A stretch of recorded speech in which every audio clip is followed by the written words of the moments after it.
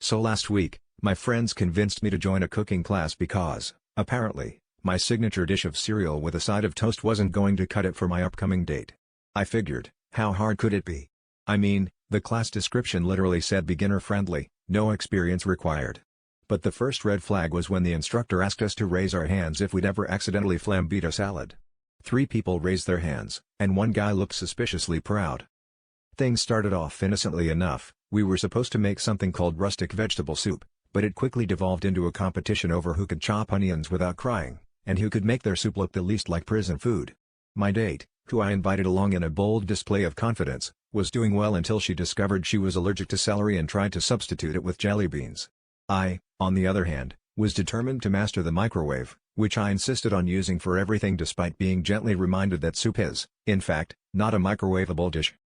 About halfway through, my competitive spirit kicked in. If I couldn't make soup, I could at least be the fastest at something, right? So I loudly declared, I bet I can burn water faster than anyone here. This may have been a mistake, as several people took me up on it, and before I knew it, we were standing around microwaves, each with a cup of water and a stopwatch. I don't know what they put in those paper cups, but mine started sparking like a 4th of July parade. Not to be outdone, I thought, why not add my frozen burrito for flavor? Pro tip, burrito wrappers are not microwave safe. That's when the fire alarm went off and, 5 seconds later, the sprinklers joined the party. So, in summary, I tried to impress my date with my culinary prowess, but instead, I set a new class record for most water burned in under a minute and discovered that nothing brings people together like the shared experience of soggy burritos and setting off the fire suppression system. Moral of the story?